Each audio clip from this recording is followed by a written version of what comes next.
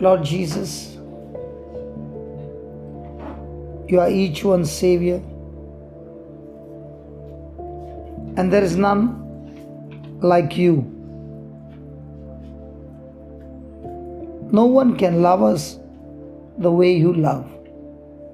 No one can forgive us the way you can, and you do forgive us.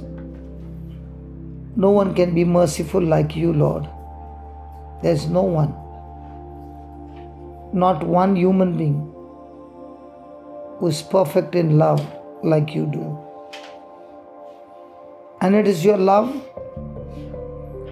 that has sucked us in, drawn us in, to be here this morning, to be with you. And having experienced your love, unconditional love, every moment of our life, we just want to praise you for who you are. And we can see in our own lives the wonders of your mighty love, because our lives are full of trials and tribulations, unjust suffering, persecution, opposition, trials that are beyond our imagination, hurts and pain and sorrow surrounding us. But you, Lord Jesus, is my Savior, my comfort, my shelter. You are the tower of refuge and strength that I run into. And Lord Jesus, teach me every breath of my life, every moment of my life, that I am in the shelter, that you are my refuge, you are my fortress, you are my God, and only in you I trust. Help each one of us this morning to understand the secrets of your kingdom, that we live by faith and not by sight, and therefore we never ever cease to worship you. Lord Jesus, let our life be, as we sang just now, shout to the Lord, all the earth, giving praises to Him, because His ways are not our ways. His thoughts are not our thoughts. But one thing we know, Lord Jesus, that you're good all the time. And because you're good, even though things look bad, you are the good God who turns all things together for good to those who love you, whom you have called according to your purpose. Teach us to sing, the King of Kings, the Lord of Lords. You're a different King, mighty God, a King who comes down to meet His people and serve them. You're the King who is a servant of all. And you being the King, even mountains and seas, they bow down to you. Your name above every name. Lord Jesus, give us understanding in whatever we are going through.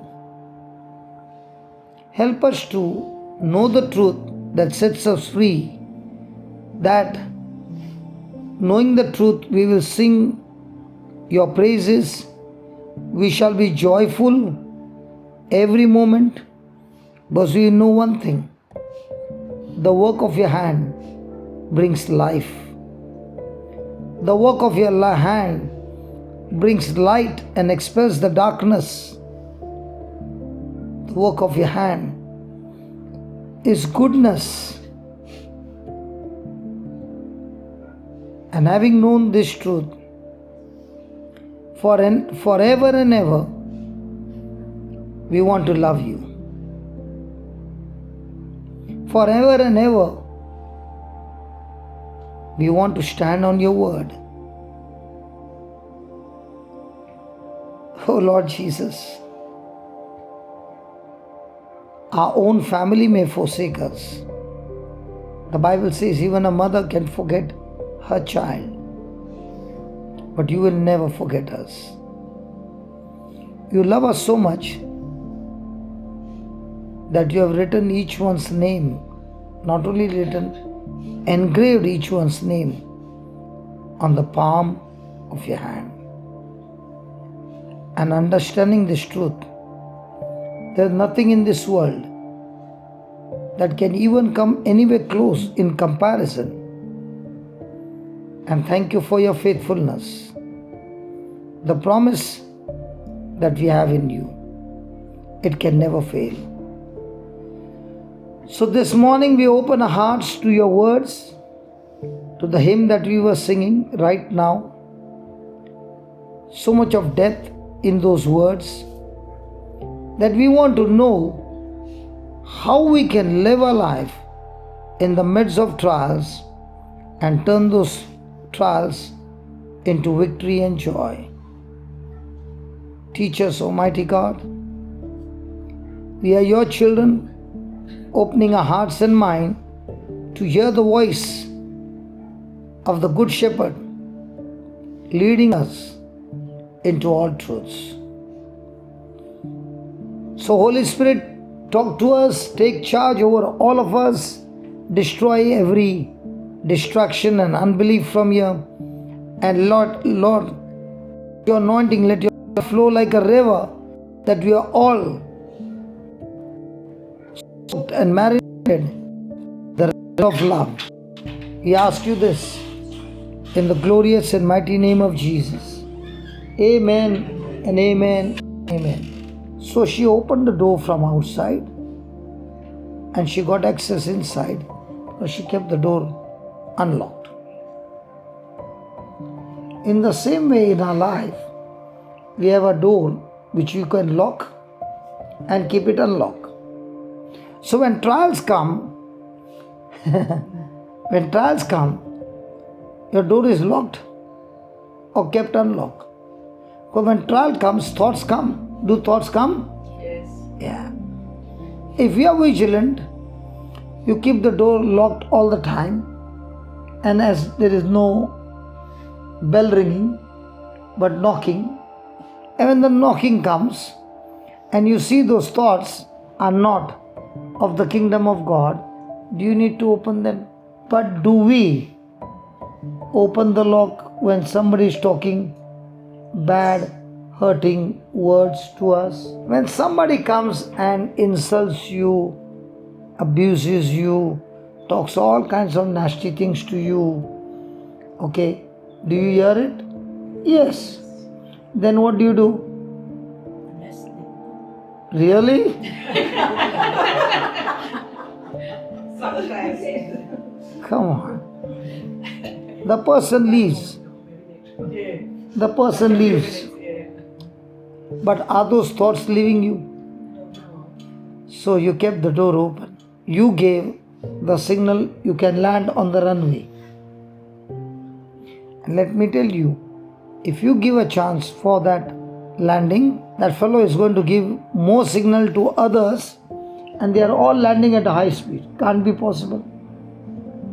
Anita, you came with so much of joy and I gave you some nasty remarks. You heard it? You are sitting here, but is your mind full of nasty remarks? Yes. So has the landing taken place? No new flights are coming in? Signal all open? After 5 minutes, what's your condition? Not good.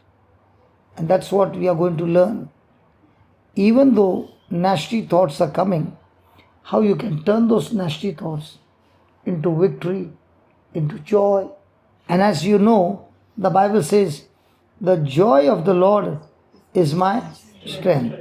But we practice the joy of my husband is my strength. Because if my husband is joyful, then the wife is full of strength. And if the husband mood is off, then the wife who is multitasking is now multitasking in different thoughts. Today's topic all started with Laura. Did not ring the bell and just walked in. Might be because she knows the person, the owner of this house, and they are having very close relationship. She did not even ask. She came in. And the husband followed the wife. Always. Hey, no boxing in the class. Whatever you do outside. You will be teaching other women also. Then the husband will say, my wife went for a Bible class. She comes back as a boxer. Hallelujah. So are we turning our trials into joy? And I want to tell you, it's not only turning trials into joy, it's having a great future. The birth of Jesus, there is this, it's knocking at the door. The door doesn't have a handle, doesn't have a doorknob.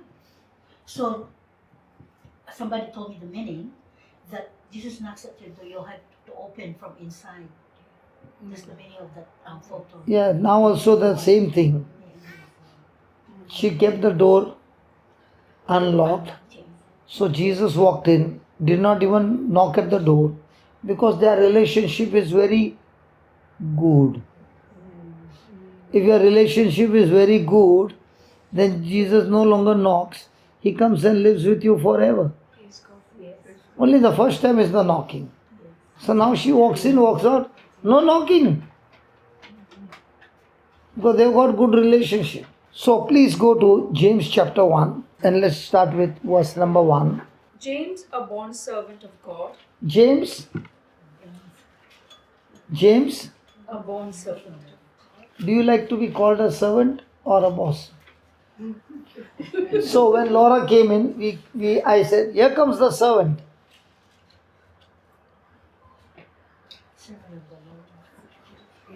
How do you feel?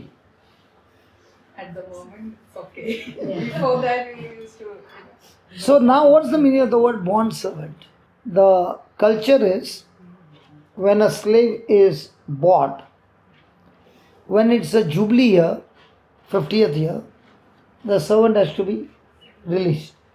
So they would not do buying and selling, buying of slave when the jubilee year is coming close. And on the jubilee year they have to release the slave. But there were some slaves that loved their master so much that even after giving freedom, they would not go, they would be a slave by choice. A slave who is bought is different from a slave who has been set free but doesn't want to leave his master, is a bonded servant. And a bonded servant would have a hole on his ear as a mark that this man loves his master. Even after freedom, he doesn't want to take the freedom, he wants to be with his master. So James is who? And you are who? Bond servant. Hey, come on. Yes, brother. Hey, come on. Yes, brother. No. When you talk to the Lord, who gives order to whom? No. Tell me honestly. Don't we have a list of things that we talk to the Lord and say, can you get it done quickly for me? So which one is more time? Give him the list or talking to him? Okay, come on. We know the secret now. We know, correct. We don't go back. Yeah, now we know the secret. We know where to go back. Okay, praise God. We're good students. Yeah. When the pressure is small, that time it's different. When the pressure increases, the first thing is, if you believe you are a bonded servant and it's a relationship of love, then you know one thing, that my owner loves me so much, he cares for me. So even if the devil shows all the threats, you are looking at the devil, laughing at him and saying, I am under my owner's protection. So are you moved? Example. Can this building move? No. Sure? Yes. 100%? Yes. So it's raining out, heavy rain, and you're sitting inside. Are you worried that the building might move? But what if you got an umbrella and you're standing outside? Can the umbrella move? Yes. So, what kind of relationship do I have with my Lord? A changeable, a shaky, or totally faithful? Complete trust. Yes. Complete trust. So, does he change? No, he doesn't. Is he still the same? Yeah. But even though he doesn't change, do we change? Yes. So, where's our problem? Us. He changing or we changing? Yes. So, James is saying, I am a bond servant and I know that this God of mine, who is my boss, never changes. So, even in my sleep, is the same. Even when I get up, is the same. His mood is always towards me the same. James is servant of God and the Lord Jesus Christ to the 12 tribes. So, is writing this letter to whom? To the 12 tribes. To the Jewish people. Now, he is writing them a letter by which he wants them to be encouraged. Now, imagine how many are there? 1, 2, 3, 4, 5, 6, 7, 8, 9, 10, 11. Judas is missing.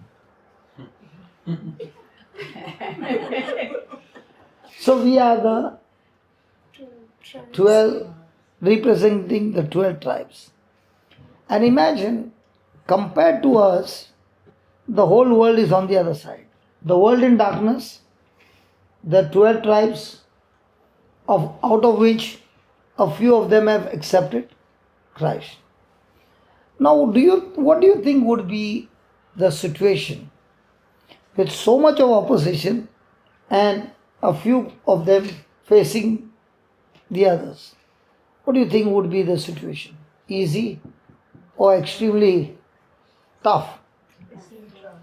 Even in the 12 tribes, they were Jewish, and a few of them from Jewish have accepted Christ and become Christians. Even in that ratio will be how much?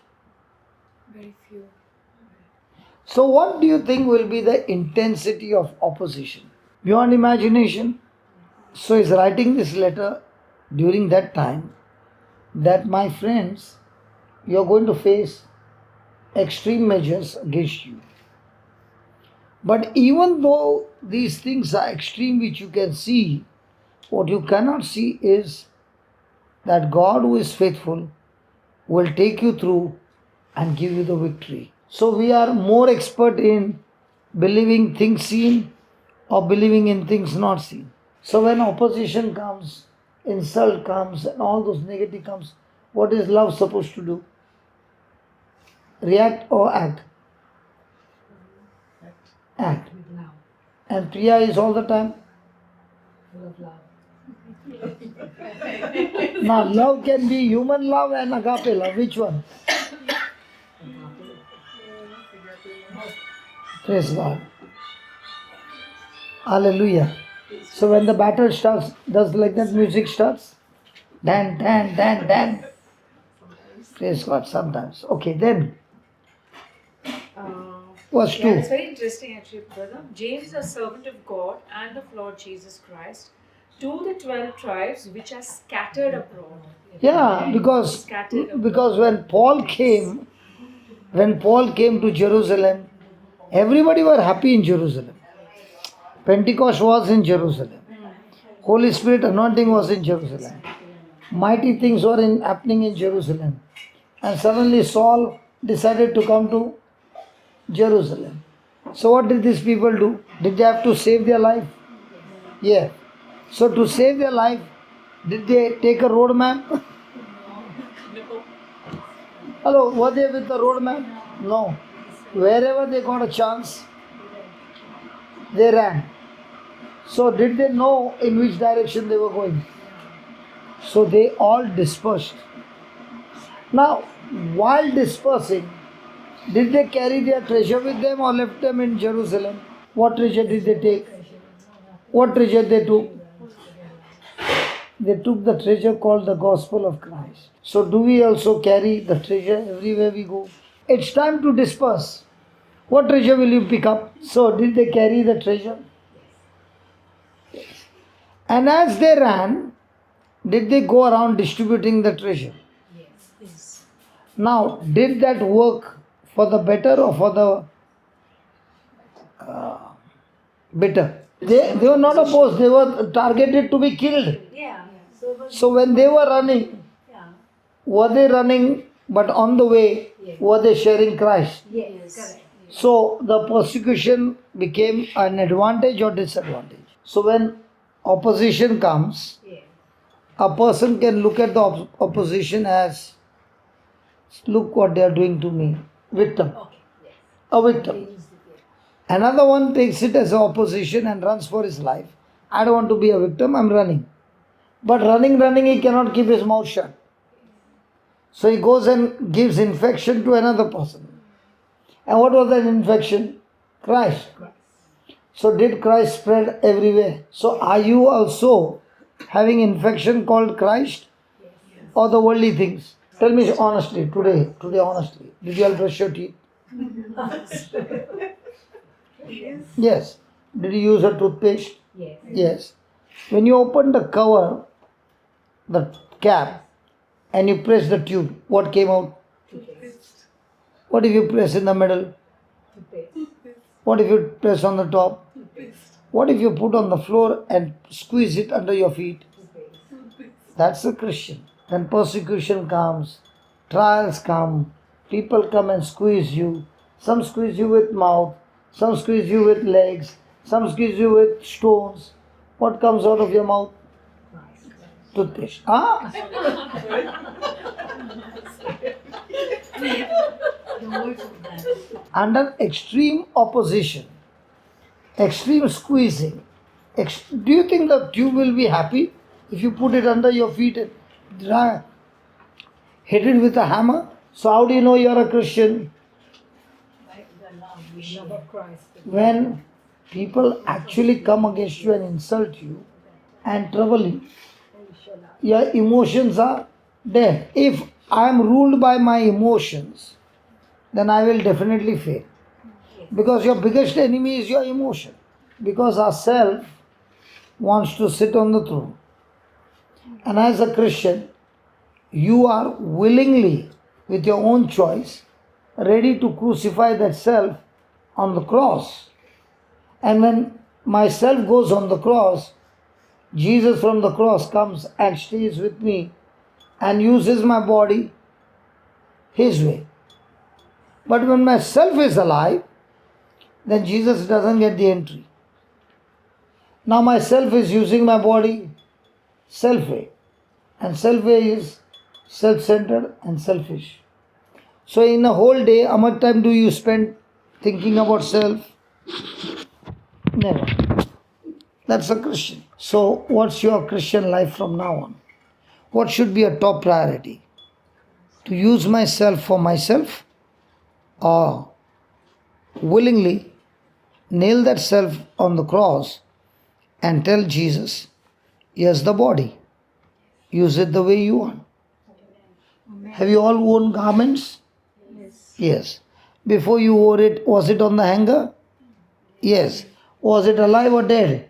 Dead. The moment you wore it on your body, are you taking the garment wherever you want? Yes. Yes. Are you putting the sleeve up and down? Yes. Is that garment screaming at you? No. Obeying you? Yes. That's how is Christ in me, inside of my body, and taking control over my mind. And now He dictates terms and my body obeys Him. So is the word of God Christ? Yes. So is that word having authority over my mind, my thoughts? Then my body will submit to Christ. So my battle every moment is what? Who's sitting on the throne? Christ or self? Yeah, you are saying Christ and smiling. I don't know. What was that smile about? Was it an oral exam or actual real life exam? But thank God, as we are learning will help us to change our thinking. Learning will help us to make the right choices, to go to the right destination. Are we come here for healing or come here to learn to make the right choices? So when you make the right choices, what about the sickness and all? They will run away. It is like going to a mall, buy one, take one, free. Now you go and tell him, give me that one free. They'll say, no, no, no, no. You buy one, take one free. So healing comes under what? Take one free. So do you need to struggle to get healed? No, no, no. Your battle is how quickly are you willing to make the connections or the correction. So we come for Bible class for only one purpose. Make correction. People who make corrections, in no time you can see them flying like an eagle. Other ones who are coming for healing, blessing and all those things, even after years, you are still seeing them still sitting with the same katori. God, heal me now. Begging. So one is begging, one is believing. Which one do you want? And if it is believing, then you are making correction. If you are begging, you are saying, forget the correction you give me. Can you ask your neighbor which category you are in? You got a neighbor? Begging or believing? My brethren, My brethren, not for the girls. He only said my brethren. Did he say about the sisters? No. but it includes. Okay, because this is about temptation. So he's talking to the brothers. The women never get temptation. Men get. Brother Raj, are you not surprised? This is only for brethren. The amplified one says it for consider it nothing but joy, my brothers and sisters. Ah. So Raj is roaming with amplified and Laura is roaming with KJV. So she is showing Raj, see, this is only for you. I need to clarify. So he is taking a defense Bible and saying, but see, there is a correction. It's for both of us. Is the English? How many times do we have this attitude that when we study the Bible, we want to study so that I can go and teach somebody? But actually speaking, the Bible is not to teach somebody. The Bible is to teach me. So the more you are focused on teaching me, Bible will become very interesting to you. But if it is more about teaching somebody else, then you will not make the correction. You will teach the truth. The other person will make the correction. And after a few days, you'll see that person is flying like an eagle and you're still there. So the Bible is, first thing is, am I willing to make correction? So shall we make a small prayer? Heavenly Father, we thank you, we praise you for teaching us as you take us through this journey, Lord. As little children, we come to you, understanding the truth that we all are in need of correction. And we submit ourselves to you, Father, willing to make corrections according to your word. Thank you for your mercy, thank you for your grace, and thank you for the strength that you give us now, that we can declare, yes, the word of God has helped me to make corrections, and I'm a person who is not only a hearer, but much more than that, I'm a doer of the word of God. Thank you for this anointing that is helping us to do what the word says. In Jesus' name, amen and amen and amen. Did you plant the seed of faith? Yes. Now will the seed of faith work for you? Yes. My brethren, Mhm. count it all joy. Count. Count it all joy. Do you all count dollars? Yes. If there's a big bundle, are you counting dollars? and you have to make some payment. While making payment, do you count once or 2-3 times? I'm just asking here. Why do you count 2-3 times?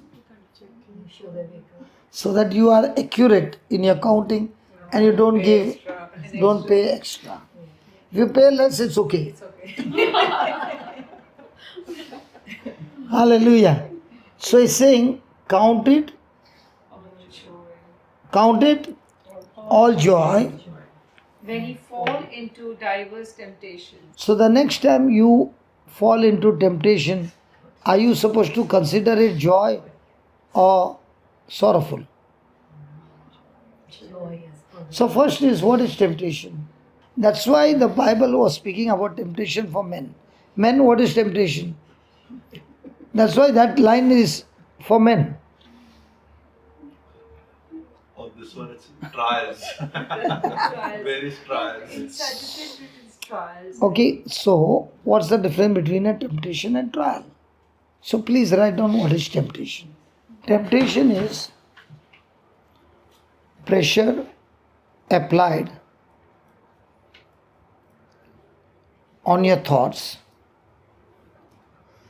Pressure applied on your thoughts.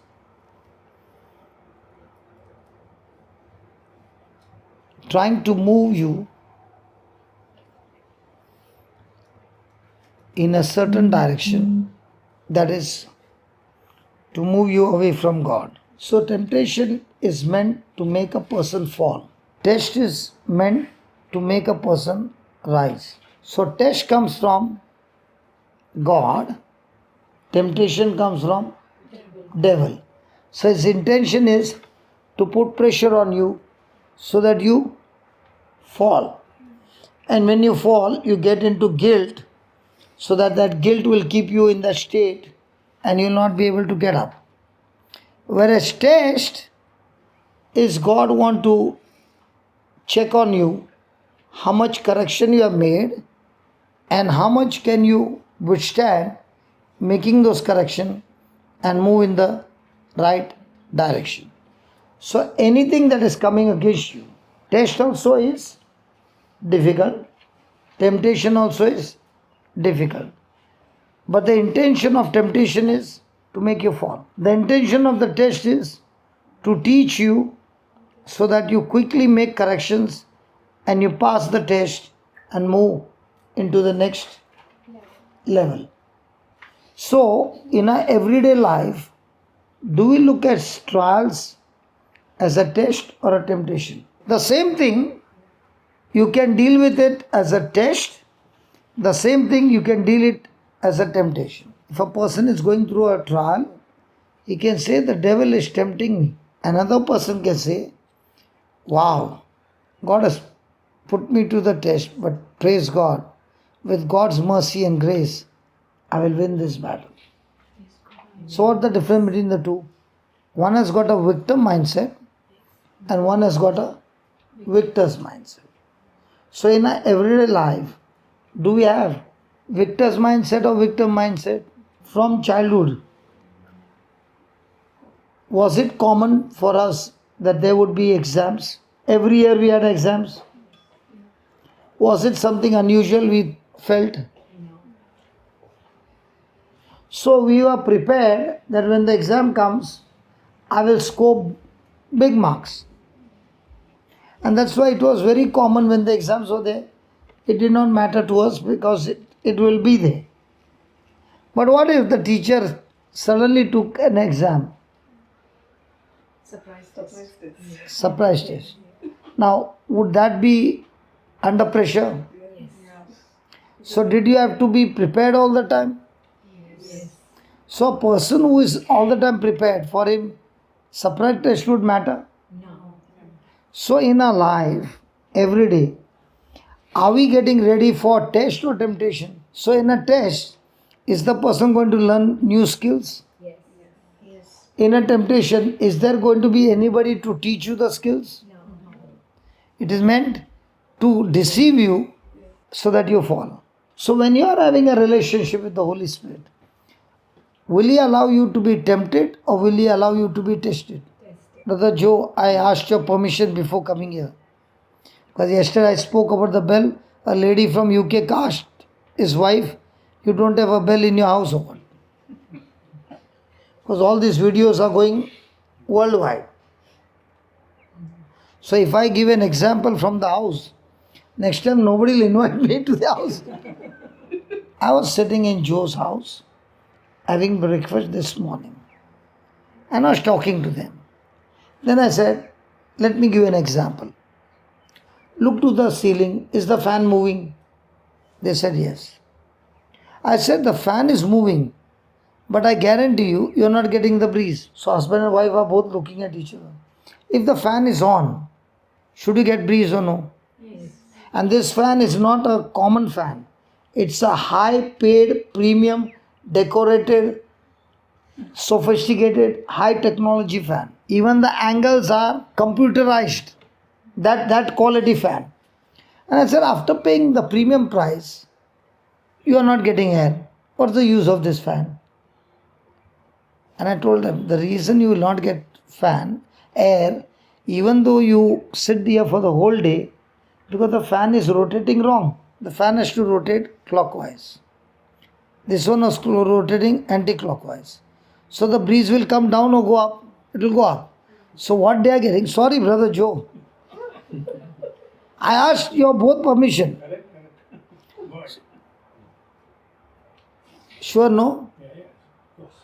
So the breeze is going and hitting the ceiling, and the breeze is going this way. So it's not coming down. It's hitting constantly, rebound. And then the breeze is going this way. So by the time it's coming down, the pressure is cut off. So I said, that fan is so sophisticated. There's one switch. Just click it on the other side. And then you sit down and watch. So he turned that rotation into clockwise. And then I said, how do you feel now? He said, beautiful. The fan is the same. Everything is the same. The mind to operate was reverse. So the trials are the same. Why are you getting so annoyed?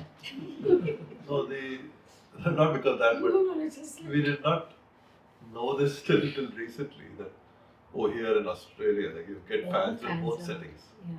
One is the winter setting, one is the summer setting. All the fans are good. All So the fans. when the summer is like it's what you're right, the clockwise, and we did not know it. That's why it's called ACDC. Yeah, and that's No, this is not ACDC. Yeah. You are talking entirely different. No, this is One is direct current, AC, DC is battery current. AC you touch, the priest will come to bless you. DC you touch, nothing happens. coming that settings. We did not know till maybe last year that Yeah, that you can it's actually. summer setting and winter setting. And the winter setting is more for circulation rather than the actual breeze or the cooling. So that's what I said, no? It's hitting and the air is spreading. So when the trial comes, which setting do you use? Bitter setting or love setting? Do you look at it as a temptation or do you look at it as a test? Okay, for example, can you see this light? The person who invented this light is Thomas Edison. And he made 10,000 experiments which he failed. On the 10,000 experiment, he passed. Before he died, he gave mankind light. When he was in school, the teacher sent a note in his hand to give it to your mother. He went and gave it to his mother and he asked the mother, what did the teacher say? The mother said, you are so highly qualified and intelligent, this school can never be able to teach you. So you have to go to a high branded school to study. That's why, son, from tomorrow you can't go to school. So the mother put him into another school. He grew up. After he became a scientist and all that, One day he found the letter which the teacher had given to be given to his mother. So he opened the letter to see what the teacher had written. The teacher had written, "Your son is a dumb, useless, foolish boy. Nobody can teach him because nothing goes into his head. So he is not fit to go to school." So the mother put him into another school. That is, she began to teach him the Bible. Whether it was both, anybody. But the conclusion of the story is that the mother did not tell him, "You are dumb." The mother said, "You are so intelligent that no school can take you. So the teacher has given you a new textbook." So she taught him only one textbook, the Bible.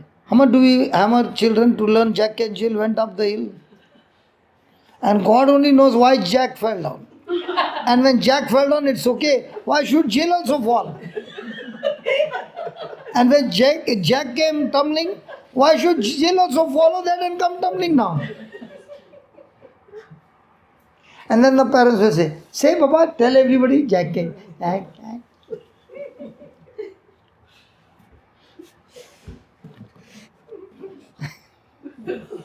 Now, if the same education would have been the scriptures and understanding of the scriptures, what would be the same mind? Fan is the same. Remote is different. Teachings are different. The same mind now operates differently. I'll have a check during the break whether it was Thomas or Einstein, because I should not make that error. But if I have made an error, I will definitely say I have made an error, but the conclusion of the story remains the same.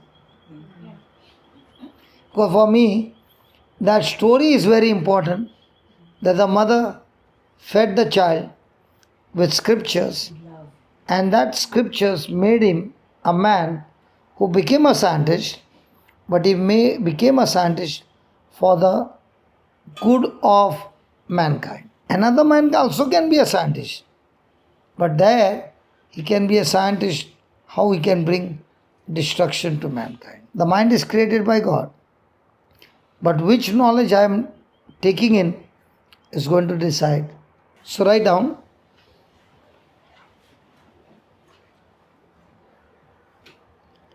Christians, wherever they may be, suffer trials, temptations and tribulations.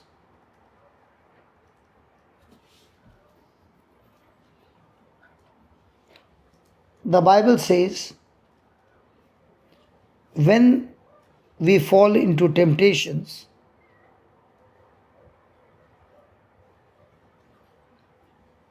it never says if we fall into temptations.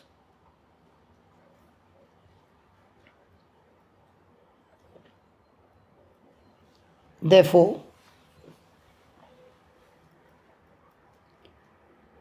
we can be sure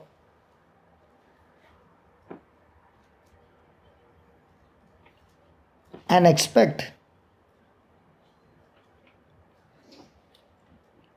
in life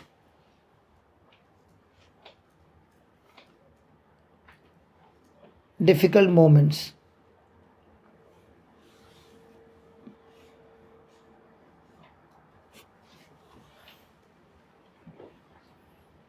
So, are you going to be a player?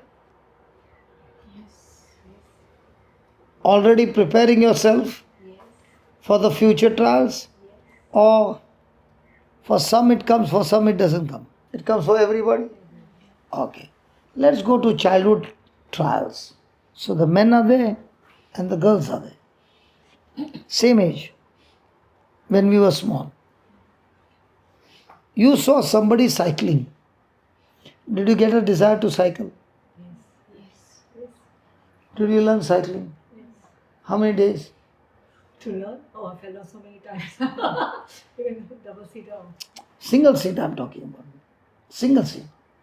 Yeah, single seater cycle means double wheels. Single seater. We were started with 3 wheels, right? Acha, you are the three-wheel one. Yeah. Oh. We were 3 Okay, you are the three-wheel. Two You. wheels, No, then no, wheels. no, no. You are three-wheel, then two-wheel, then one-wheel. Yeah, 2 wheels. Then bigger, 2 wheels smaller, and then 2 wheels bigger, even though we were tiny. Okay, but it was only up till two, not one. No, only 2. But it started with three. 3.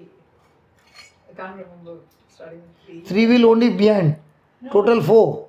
No, 3, the small baby cycle with 3 wheels on it. And total there are four wheels, no? One in front, three behind. No, 3. Remember in India, So one in front, two behind. How can it be two behind? Maybe a little Maybe a little, no, we haven't said that. Are main wheel and there are two at the side, no? Total three, no? Talking about the trading front. This one That's talking about the why- trading wheels. Okay. Yeah. Acha, how then which wheel you have got? No, you are talking about the tricycle. We are talking No, no, about no, no. tricycle. Okay. Actually, bicycle Okay. has two wheels. हम लोग जब छोटा था वो एक पहिया और दो पहिया भी था नहीं नहीं एक था ये था original cycle Actually, but two wheels were put at the side no that's what they're trading. No, Trading in wheels. India we didn't have the 2 wheels, so we were falling down every time. We tried with only 2 wheels. Correct but you used how much Only 2 wheels. Oh, the 2 wheels, if you're talking the proper cycle, that's 2 wheels. Only 2 wheels. you learnt in which cycle 2 wheels. why did you say three wheels No, because you said, brother, when we started were with little, two. yeah. So when we were little, we had. okay that cycle That's cycling. okay that no I'm talking about the bicycle That's in bicycle also Yeah, 2 wheels. there are some children who are given a bicycle with three wheels behind Yeah, Yes. in the trading, with the trading, with the trading. so either one will be touching the ground the other one will be in the air Yes. Yeah. Yes. I should give next time this example also. So let's say bicycle. How many days you learn? Oh, then there for months till I could get it properly. Because Months. Months. Listen to the months. You I think nearly 2 months. 2 months. And I learned. You fell down once. No, I only did the 3 wheel when I was little. After that you never sat down. I was not keen. Hmm? I was not very keen. You were not very keen or you were not given. Then the big one. I was Many a not times given the as well. parents are so scared they don't even Probably. probably highly protected. Anita, I think in a ladybird cycle, they acha, there was no rod in between. just Cross. two wheels, one in the front and one. I don't know how long it took. Maybe summer holiday. Maybe Maybe I don't 2 to 3 weeks. In Philippines, Yeah, we had the one wheel in front and two wheels at the back. But I've been trying to learn how to ride on a bike. I never learned. I'm so scared. Somebody has to catch me. And so, so we are getting bicycle is the same. Different people looking at it in a different way. So Priya never learned. She never learned. What about you? I can drive a truck. 1 month 1 month. Joe, HGV license. 1 month. I did learn. How many times did you fall? You tried? No, I didn't. You did not sit only. No. Bhaijan? first day Huh? first day First day. Even I am from the first day. Okay, I tried. I entered into a building and that put me off, so I didn't try it again. So we have got different experiences. So I didn't. The target was the same. Yeah. How come he and I learnt in one day?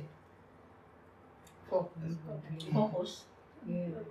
So Determined to do okay. it, And those who learned, did you take double sit? Not when I was learning. No, I was falling. Learning time nobody takes, yeah. Afterwards. Double seat. Yeah, some very rarely. But Very scared, with fear, not very Joe? confident. Double sit, sure. Yes, isn't it? Somebody else. No double sit. Double sit. Double sit. थोड़ा ज़्यादा triple किधर भी See now, did you hear that? Did you hear that? He said, forget double seat, triple, and if there is a person, even fourth seat. How come you all did not do? It is not that you don't have the ability, but in your mind, Fear of falling. the fear of falling or fear of all that did not allow you to learn. In the same way, God is saying, trials are sure to come.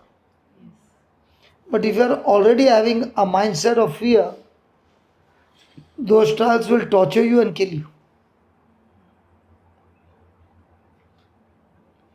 Either those trials will master you or you master those trials. If you master those trials, you will be sitting on a bicycle and going to school. And if you don't, then you will be walking to school. Which one is better? Both. Or going into the building once and then never coming out of the building.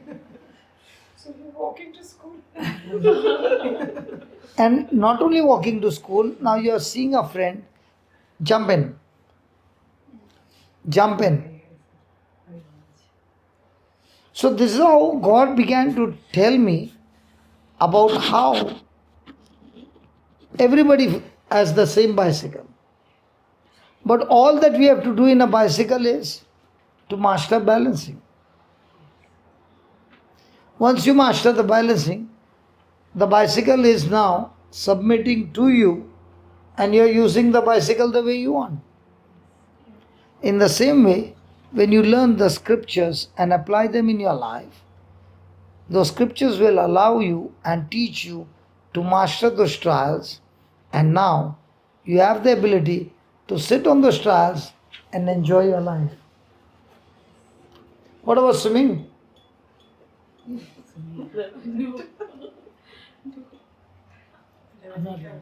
I learned in 2 days. First day, straight 18 feet, straight jump, no going to the 3 feet. My brother caught me and threw me, and he said, when you go in, don't. No problem. You all can talk about your swimming. Only the men are learning all these. They can go and jump into deep wells and learn swimming. I can't think of jumping into a well and learn swimming. It's all about, are you ready to face the trial or flee from the trial? And those who flee live in that fear all their life. But if they are willing, then God gives you the ability to have victor's mindset. So please write down, all people fall into diverse trials and temptation. All people fall into diverse trials and temptations.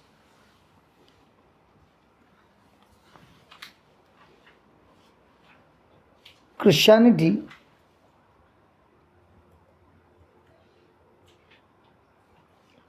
does not make us immune to problems. Please underline that. Christianity does not make us immune to problems.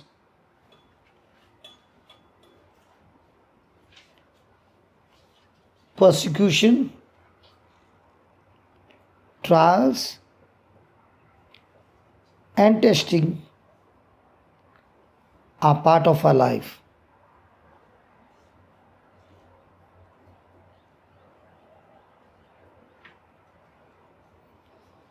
They are unavoidable,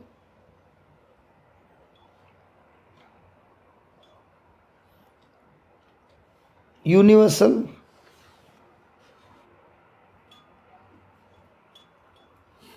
and they are inevitable.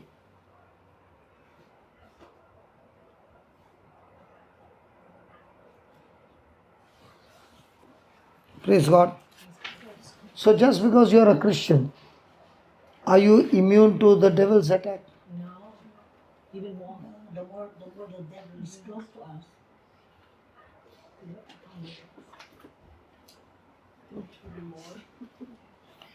Okay, it It will be more, it will be more, it will be more. Since how long you are staying in Australia? Yeah. 24 years. Mark this verse. 24 years she was in India. Which city? Kerala. Kerala, okay. Bach gayi. So a lady from Kerala and a lady from Bombay. Will the immunity be the same?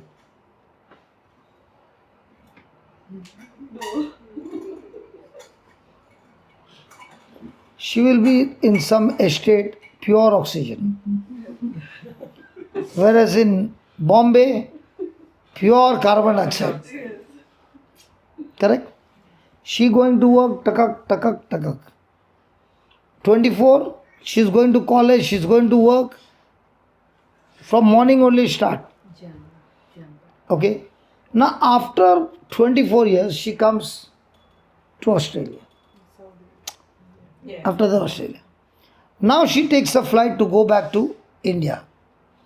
On the flight she is okay. The moment the pilot says, we are in Indian border, you already started sneezing. So you living in a clean environment. When you come to India, at once you see your immunity has dropped and you get infection so quickly. So also a Christian will always have trials and tribulations and persecution. So just because I came to Christ does not mean you will have no trials. In fact, when the trials come, you will have more strength and wisdom of God to fight those trials and turn those trials into victory. So, having Christ with you, are you supposed to be scared or excited? Excited. Yes, yes, go ahead. Because that's what actually many people, when they think they are sort of either religious or maybe close to God, and they say, why do I have trials? Like they are confused, and they have a different sort of thinking that when you're with the Lord in whatever way it is, why do I face trials? Correct. Other people don't think, Yeah. yes, she's so holy, So and holy, she's got and she's this, got and so she's many got that. problems, yeah. That has nothing to do There's with nothing to do with that, They don't yes. realize, they always Yes. connect, people connect. Yes. Actually, the trials are meant to make you Make it stronger. stronger. Let me give you an example. Anita and Priya have both come for a job. Now you are wondering why I am taking both your names? It's just an example. Nothing personal, okay? And they are going to work for me. Now both of you have come and I am a lenient boss. And you have to reach office at 8 o'clock. Priya comes at 8:15 and I tell her, Priya, see that you come a little early. After some days she comes up to 8:30. Anita sees that. What does Anita do? The same. Then the boss changes and the new boss comes. I am the new boss. Excellent in my job. Excellent man. But a disciplined man. So when these two friends are coming at 8:30, what do you think this boss will say? From tomorrow I don't need you, both. Did you hear? If you want, you can leave now. What will you both of you do the next day? So Anita decides to come at 8 o'clock. Priya, 8 o'clock. Again I am saying, I don't need you all. Why? Because you will come at 8 o'clock, entry.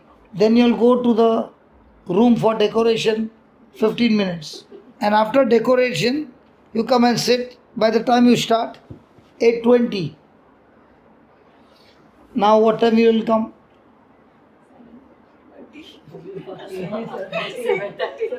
Okay, Anita decided to come at 7:30. Priya, so will you be at the desk at 8 o'clock? Now you come at whatever time. But will you start the job at the right time? Okay. So Priya cannot handle She quits the job. Anita continues. Okay. After 8 months, they both meet in a restaurant. And Priya is saying, that Khadu's boss, no. Thank God I left. I got a good job and a good boss. So nice, I can come anytime and go anytime. Who says? Priya. Anita says, you know what? I'm in that same job. I've not left. Then Priya is saying to Anita, what a foolish girl, man. So Anita is saying, you don't understand. My capacity of performance has gone from this level to this level. And it has not only gone in the office, I have learned so much of patience that my marriage has become so good. There was a time when I used to get flared up. Now, everything in the house is disciplined. Then she says, Priya, tell me about your marriage. I can't stand a little. Now, who worked under pressure? Anita. Were they both under the same boss? Yes.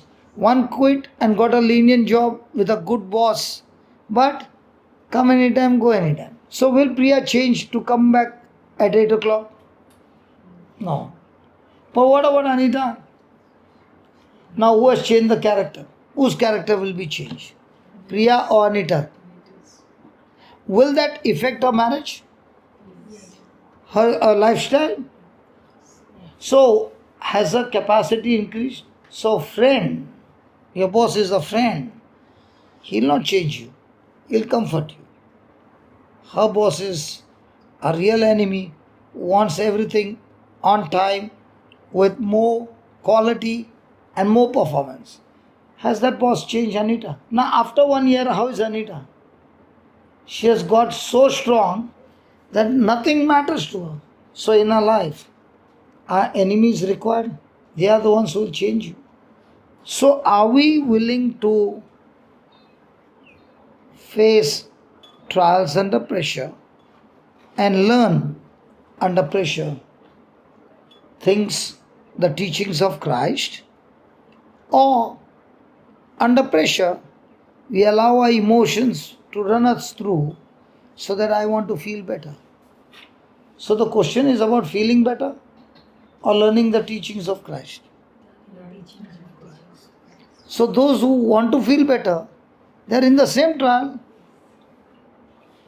Cycling, how many years? Same trial, still not mastered. But those who are saying, no, under pressure, I'm ready to go through. Have you mastered? So trials will make you strong if you follow the teaching. Excellent. But if you don't follow the teaching, then you will be lost. So are you going to be immune?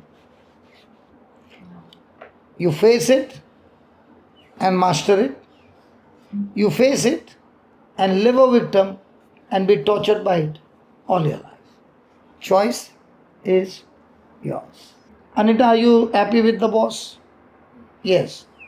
Priya, are you happy with the boss? No, I don't even want to see his face. Okay, okay. After 1 year, where is Priya? Still the delicate darling. What about Anita? Like a King Kong. Confident. Hey Anita, is the Lord talking to you, Baba? Loud and clear?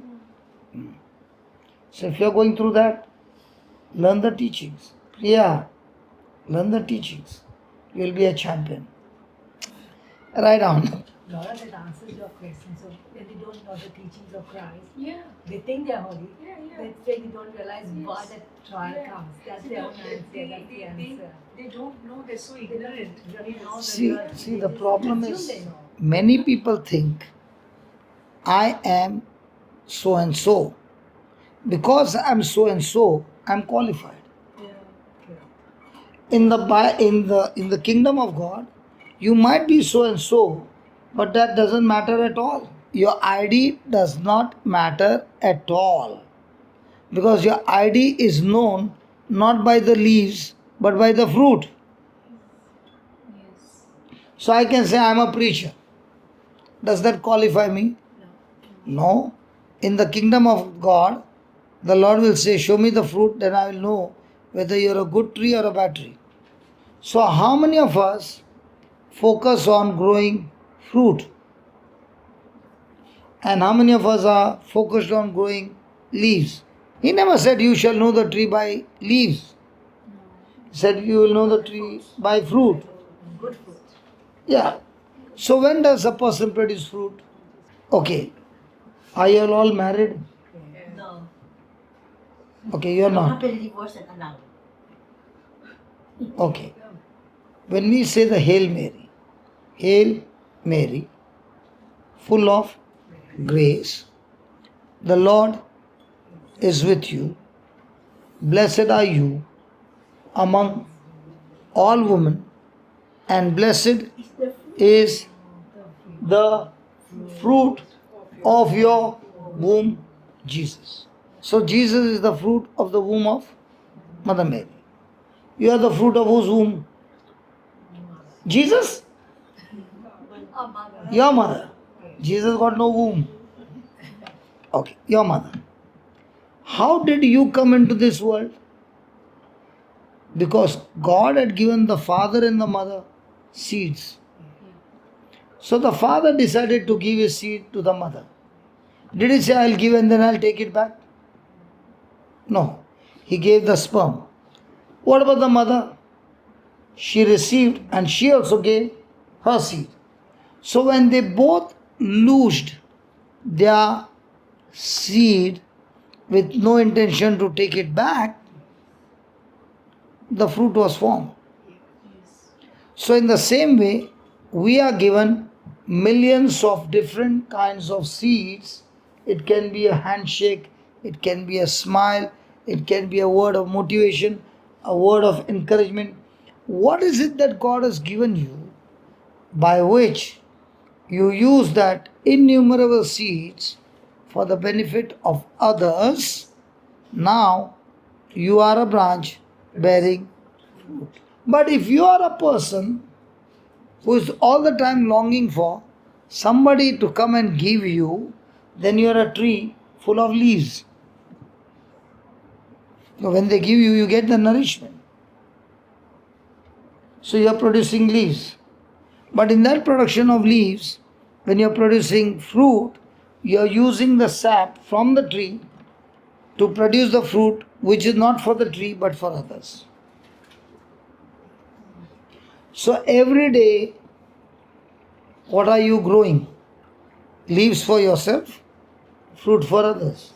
So just because your ID is so and so, does that mean you are bearing fruit? So in the kingdom of God, does the ID mean anything? You can have a good ID. I can have an ID of a preacher and produce all the rotten fruit.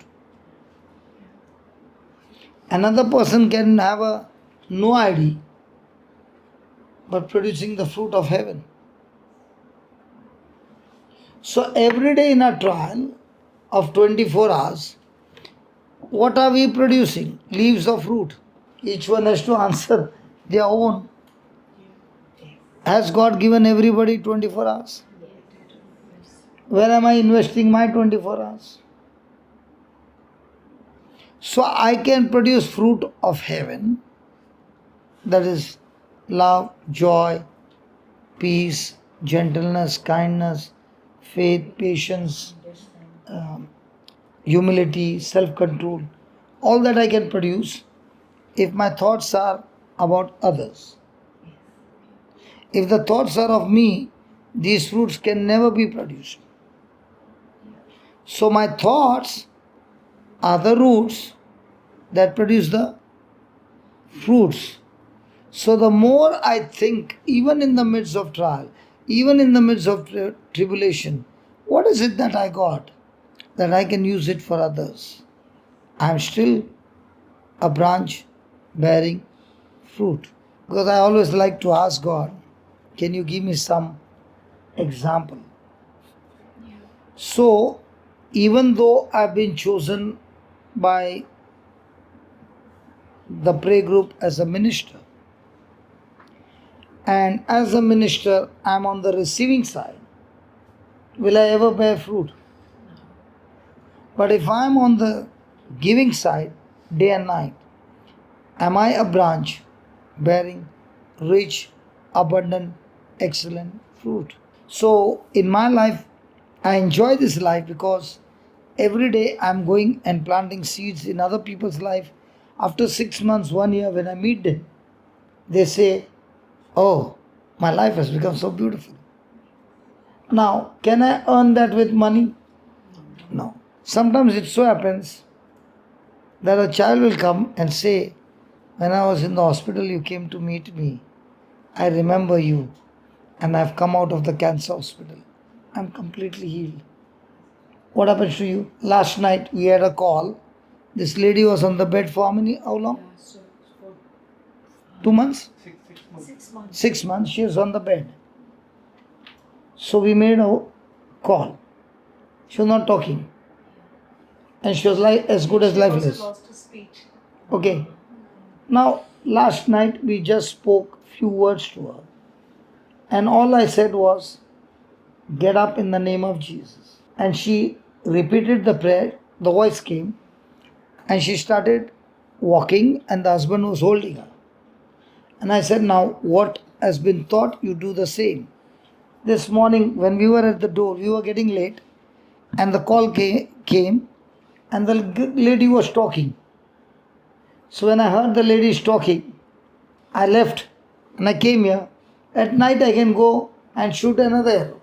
But tell me, how much of joy comes to you when you spoke, might be for 15, 20 minutes?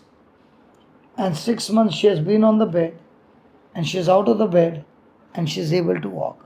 Now, that is the anointing given to every person who believes in Christ. But does that mean that anointing is moving in everybody's life? In his house, there's a beautiful shower, and not a small one. It is like you are standing in a rain, and the taps are loaded, and the hot water is really hot. But thank God there's another tap at the side called cold water. It's written hot and cold. Now, his job is to put on the system and keep. Now, isn't it my choice that when I go to have bath, how much heat I want, how much cold I want? So I put it at a temperature that I want. I enjoyed the bath. But what if somebody is only putting that cold water on and not putting the hot water on? When he's coming out, how is he coming out? Now, is that your mistake? No. In the same way, has God given us His word with the anointing? Now, the question is, are you putting that one on or TV on? You're putting that one on or the door open for the enemy to come anytime? Because I was enjoying a bath. The water is really, really hot. You can even sometimes get the feathers out of the chicken. But the other shower is also working beautiful. So you can have maximum heat, and if you want, you can adjust the way you want. And the shower is big one. So I got a big body, So it covers the whole. I think Joe would have planned it for me. Hallelujah. Praise God. So are we having the shower of the Word of God or shower of the world system? Shower of things seen, shower of things not seen. Which tap do you want to open? You open it and you enjoy it. Trials are things seen. Trials are things seen. And if you open the tap in the midst of trials, the Word of God, the promises of God, you are enjoying your trials. You are having a good bath and you are coming out fresh and your smell also good. And in the midst of trials, you are only looking at the trials but not looking at the promises of God. How are you coming out? Please pray, keep me in prayer.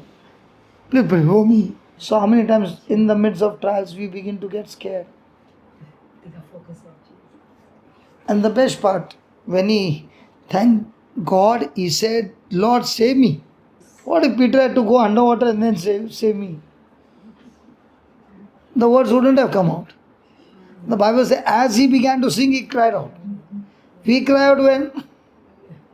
Only this way. And I was thinking, when Jesus, he would have stretched his hand and Jesus would have caught him. Jesus is walking on the water and Peter is in that water. And Jesus is holding him and pulling him. Or did Jesus made him stand on the water? So now, how are both of them walking? How are we walking? Jesus on the water and we Steady. 3/4 only the neck is out, rest everything inside.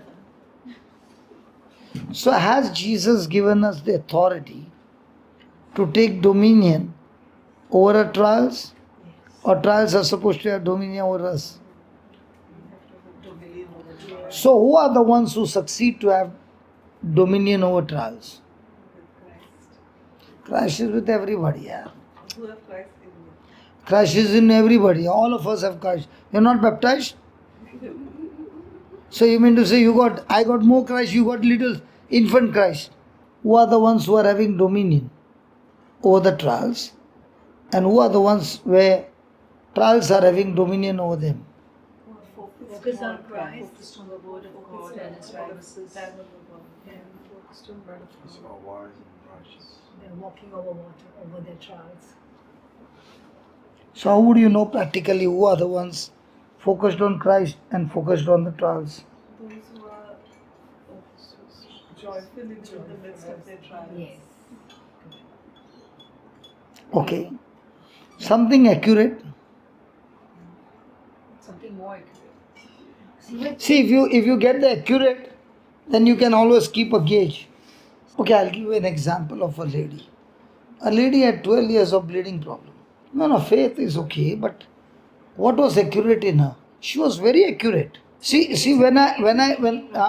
thinking. when I have an example or a testimony who was in a worse condition and then became extremely super excellent. So I would love to learn a case how in a test like that she got victory. And if she got victory in a recipe, then why not I apply the same recipe? So what was her recipe? She was speaking.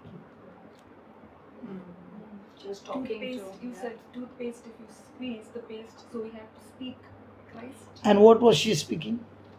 If I touch the hem of his garment, I will be healed. Now, honestly speaking, forget about touching. Will she be able to get up? No. No. Can she come out? No. Under the law, she is under the law. She'll be stoned to death. Can she take somebody's support? No. Can she go through the crowd? No. Everything is against her. Yes. But what is she speaking? Things seen or things unseen? Things unseen. She believes in unseen. She believes that she's already So, most of us during the trial, what do we speak? things we can Things see. that we see. What we can Things see. what we see. What we So, you can say Christ is in me. You can say I'm praying. Yeah. But the question still remains, are you going to continue speaking things seen or not seen? I really want to meet her when I go up. The reason is, if anybody has got 12 years of sickness, they're so used to that sickness, they will not change in one shot. Secondly, she can still see the symptom. And in spite of seeing the symptom, she is saying, if I only go and touch his garment. Third, Jesus is not a parish priest, you will get him in the parish. He goes anyway. She has to get his address. Fourth, she can't go on a vehicle, she has to go walking. Fifth, she has to walk in such a way that nobody recognizes her that she's got a bleeding problem. Sixth, when she sees the crowd, she has got no chance to enter in. But yet, she does not change her words and her imagination. And after all that, she touches. She gets healed. And Jesus says, who touched me? Now, how many people do you think will give that testimony that I had a bleeding problem? The moment she opens that, people will say unclean, unclean, and stone her to death. But there also, with fear and trembling, she comes out. But she tells the truth. And Jesus, she has touched Jesus, okay? For them, he was a prophet, a man of God, and a woman with unclean, Unclean also, and touching the man of God, shall not be spared. And the judge is Jairus, the synagogue official. If you see, the whole setup is there that she has to be put to death by stoning. But yet she puts her trust in Jesus. And it changes the whole situation for her and says, daughter, your faith has made you whole. I love this woman. I've never seen her, but I imagine about her all the time. I learn from her. First of all, she is quarantined. 12 years quarantine, not a joke. And even in that quarantine, she is willing to believe Jesus. So how are we going to face trials? Same like that woman. Because when you repeatedly say something, your ears are hearing. And when your ears are hearing, you are manufacturing the power called faith. So God only knows how long she took to manufacture faith. And when she manufactured faith, she used that faith. Do we manufacture faith or worry? Okay, write down. Our trials are of various kinds. Therefore, we all face trials and testing,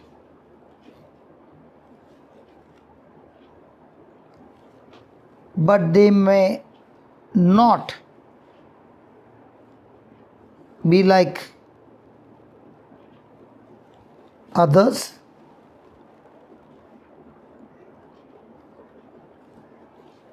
and others' trials Sorry, brother. and others' trials may not be like mine. Let's go to 1 Peter 4:12.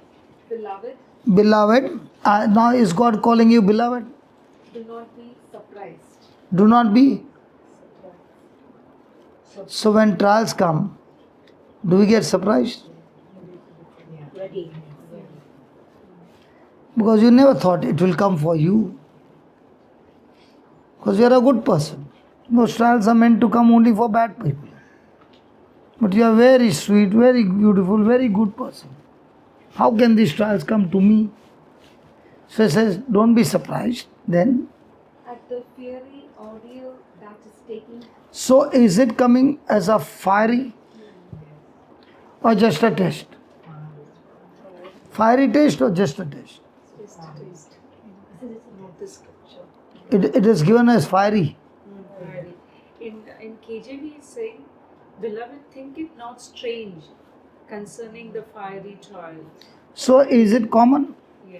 So is this world supposed to love you, Priya? No. Just because your name is Priya, you will say everybody is full of love? Hello, I'm Priya. So because your name is love, everybody is going to love you? Yeah, tell me. No, and because again coming to the same statement I made, and because of this, many actually turn away from God. Because they think I'm doing it, and then God is against me. And yeah, why am I supposed to face trials? Did that thought come to you? No, but we have experienced many people when we are ministering. When the trials came on you, were you a bad woman? No.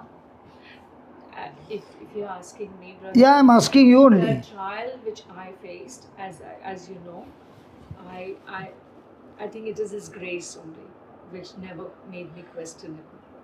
I can't say it was all my doing that I did not question it. It was His grace that Okay. I did not. But you have been a good lady. Do you deserve that arthritis? Nobody deserves it, brother. But What? nobody should have that pain.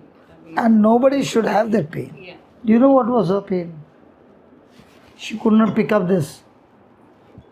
Rheumatoid. Too much what? Rheumatoid arthritis. Are you not interested in how did she 18% kill it? disability. I can just share my experience with my faith. Probably about 25 years ago, I hurt my back lifting boxes of books, and then I have this Catholic Australian doctor. She's a bit mixed up. She made pronouncements that I will just deteriorate. If I believe her, I would have been in a wheelchair ages ago. Now, probably about a few months, there was this doctor from Malta. He has a healing ministry at Barden, because I'm in charismatic renewal, and he prayed over me. Said he believed Jesus is not your doctor.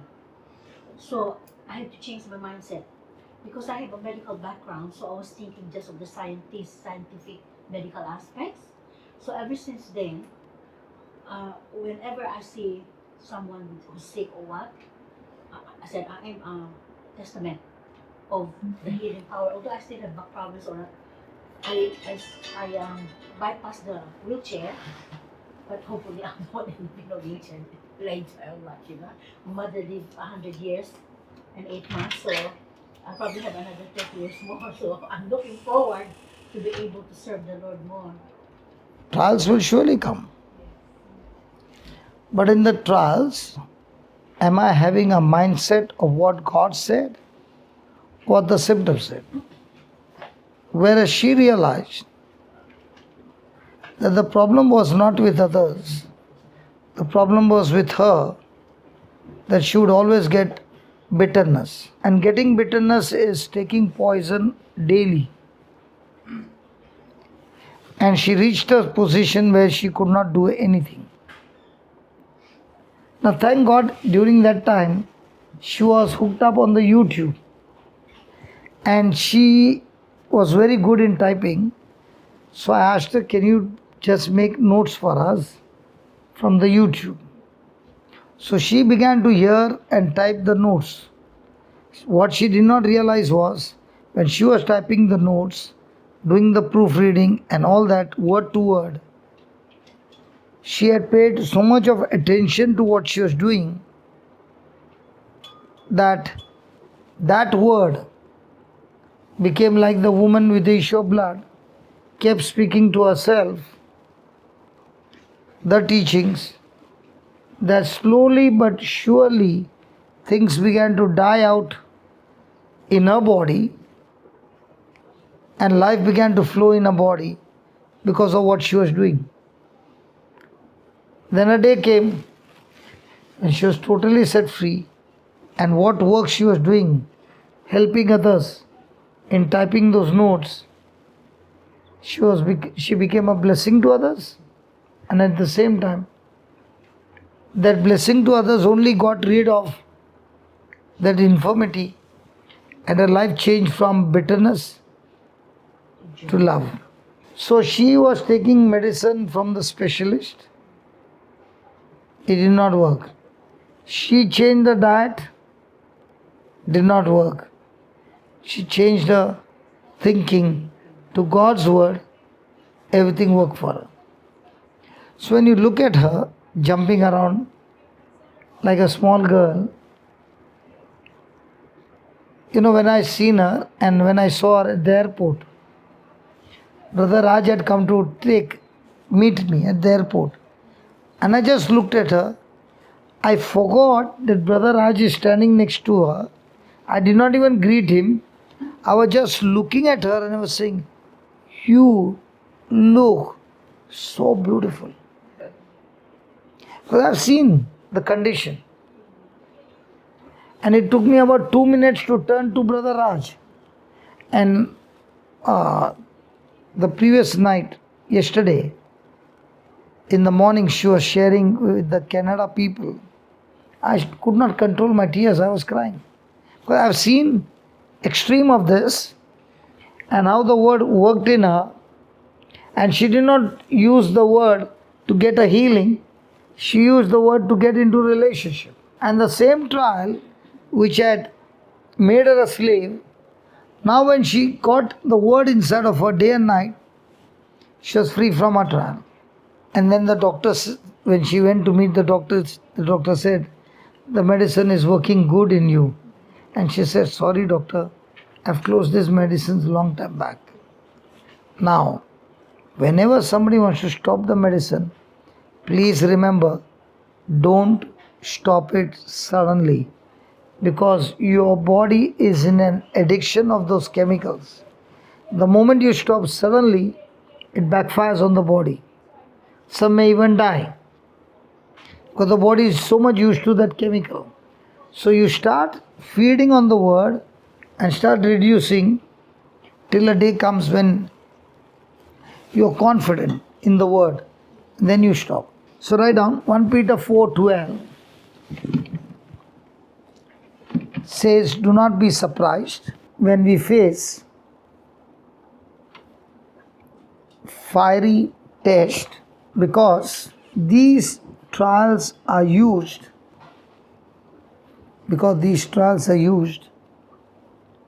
as fire is used to test the purity of the metal. As long as she was sitting here, I could see her eyes. She went out in the sun and she walked in. I can't see her eyes. In the sun, the transparent glasses got colored. In the same way, when you sit with the Word, who is the Son of God, and you spend time with the Son in your fiery trials, your glasses, I'm not talking about spectacle glasses, your eyes which are natural will now start operating spiritual eyes, which will get colored, that the rays of the devil which would hit your eye, they can't penetrate these glasses. She went into the sun. That is sun. And that sun is for a limited time. Then the sun sets. But the sun, the Bible never sets. You sit with him day and night and your eyes are changed, that the devil's fiery dart cannot touch you in the midst of your trial. Isn't God so good? He sends her out and gives us a parable. Now, are these glasses designed that way? What about your glasses? You can put them in the sun? No. What not? Do not change. It's not photograph. Oh. What about the eyes? Are they photochromic?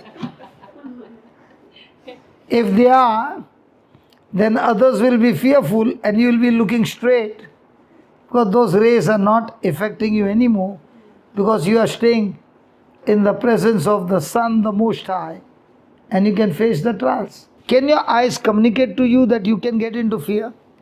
Yes. If your eyes are photochromatic by the power of God, now when the enemy wants to show you something, you are blinded to those things. But when you look into the Bible, where others are blinded, you can see many things. So what kind of eyes you got? The sun's eyes or the world's eye? The sun's eye, when you look into the Bible, everything is glittering. When you got the world's eye, everything outside is glittering. But with the sun's eyes, even outside is glittering, not the bad ways, but everything looks beautiful. Whatever it may be. Trials, Because you are looking now with the new lens. yes, we need that. So, the next time the fire is on, is the fire to kill you or to test you? So, gold is purified in fire. So, many a times the ladies will say, my gold is not shining. So, the goldsmith will say, come on, give it to me. Lady give that gold in his hand. But he says, I promise you there will be no effect on the gold, and you give your bracelet. And he makes it red hot. In that red hot, what burns? The gold or the impurity? But the melting point of gold is far beyond. So that's why you can hold the torch and it will not damage the gold, but it will surely damage the impurities. So also when the fiery test is going on, the God who created you has created you in his likeness and image, that you won't get burnt out if you keep looking at him. But all of the impurities of this world will start burning out. But do we look at the Lord, or in the midst of trial, the devil is troubling me? Is the devil troubling you? Or you are looking to Jesus, who is now troubling the devil? So if somebody asks you, Anita, what do you do every day?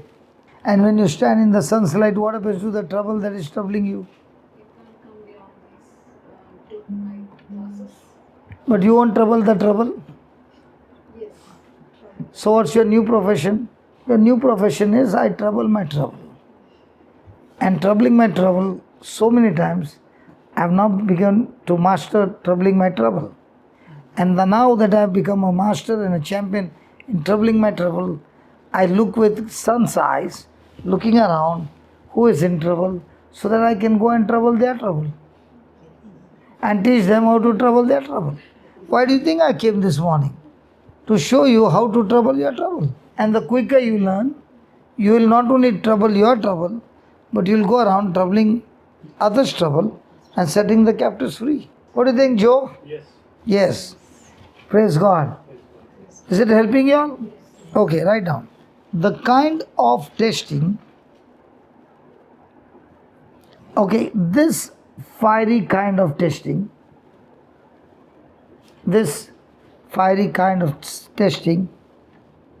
is sent by God to cause us to stand.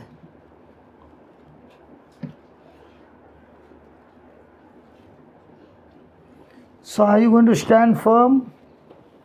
Yes. Or be shaky?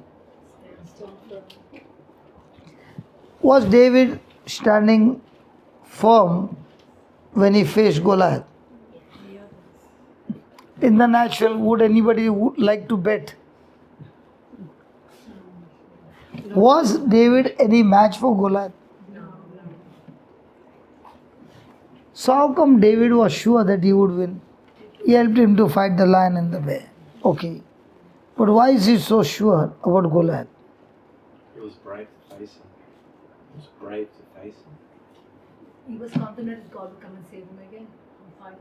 He didn't have to fight God. He believed. He knew that his God is bigger than Goliath. Goliath was bigger. So we all know God is bigger than our Goliath. There is no match only here. But what is it that gave him the confidence that he would win? Goliath was an uncircumcised Philistine. Where did you learn that from? Your answer is right. Where did you get that from?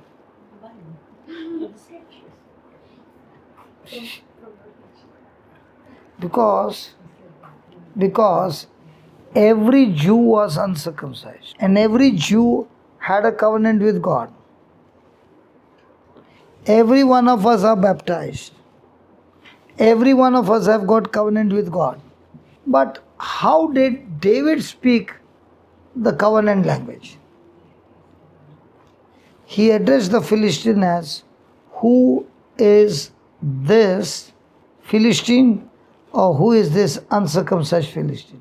So he is talking about the covenant. Because I am circumcised, the covenant says, do you know what's a covenant? So is marriage a covenant or an agreement? No, it's a covenant. So what's the difference? See, if I'm asking a question, I'm asking for your betterment, okay? Okay, so don't think that I'm trying to push you down, so that you understand. So a marriage also is a covenant. Partnership also is a covenant. In both the cases, agreement is there. Yes. Marriage and partnership. It's like a bond. But a partnership is not a covenant. In both the cases, there is an agreement. Yeah. Correct? Yeah. But why partnership is not a covenant? In a covenant, the two become one. Yeah. In partnership, the two don't become one. They are special, they are different identity. Yeah. So you are a billionaire and I'm just starting a business and you want to help me, and he says, okay, let's make a partnership. You run the company, no problem, I'll give you a share. So does that mean we are in covenant? No. If we are in covenant, then everything that she has is mine. Did you all get married, ladies? Okay. So, Covenant cannot be broken. okay. Now the ladies got married and you had a covenant. So when you came home, did you ask your husband, can I come inside? Before marriage, you could have asked. After marriage, you asked? No. Did you say, can I come to the bedroom? No. Because now you both have become one. Now, did he give to you the tijori chavi? Why he did not give first? Because the two are not one. So, how did you two become one? You left your parents' surname and you adopted his surname and became one. That's a covenant. And in that covenant, the two, there's a third person, Christ. Yeah. So also, the Israelites had a covenant where God and them have become one. Yeah. Okay? And the reason of a covenant is, do you know what's the reason of a covenant is? Sorry. Why do they make covenant? Why do, okay, what is the reason for a covenant?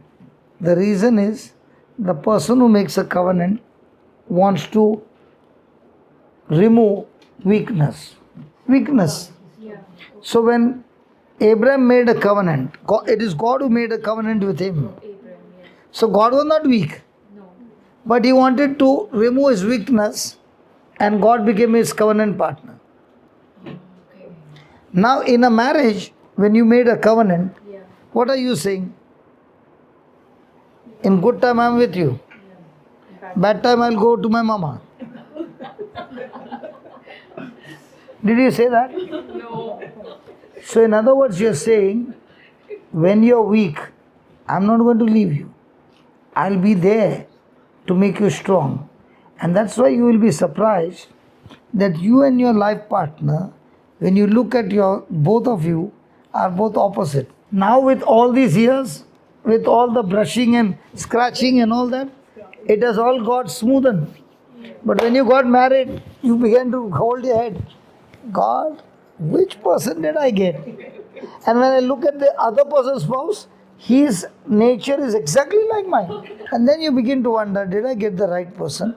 And God is saying, yes, you have the right person because you are in charge to help the other person who is weak to develop and become strong. And that's why you find where you're weak, the other one is strong. Where he is weak, you are strong. But the problem is, instead of making the other person strong, we talk about that person's weakness. And in the midst of the trial, the person who is weak, you are with love, putting in your strength and not allowing the other person to fall. That's a marriage. And where the two are weak, the third person says, I am strong, I will make you strong. So the marriage is to help the other person grow or to help you grow. But mostly, which one are we interested in? So my wife will say, when I got married, my father looked after me like a petal. And from the time I got married, I was such a weak person. But after 26 years, no, 34 years, now I realize that why God gave you to me is today I am so strong. So did she use the trouble in a godly way to become strong? Yes. If she had not to use it in the godly way, could she become bitter? So if you really see, marriage is where two parties with the third person, Jesus, are together, and the two parties are having friction, heat, pressure, everything. And carbon, which is called as coal, under heat, pressure, and in the same position, one day turns into a crystal called diamond.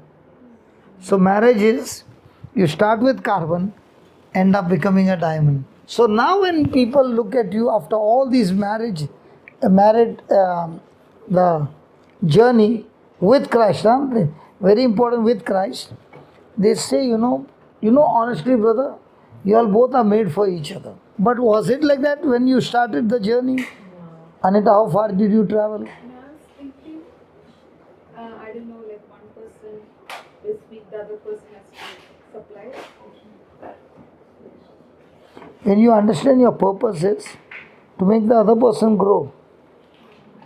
So that's why in a marriage relationship, it is all about giving, not receiving. That is such a good point you mentioned, brother, because when we see the weaknesses, we tend to make them more weak. Yeah. Yeah, we don't. Yeah, but you don't understand. Yeah. His strength Yes. is so strong in the area where you're weak. Now let's take an example.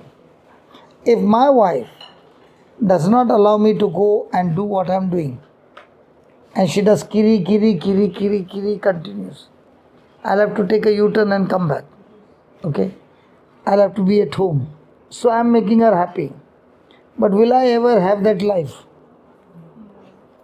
So she realizes that God has called him for this purpose.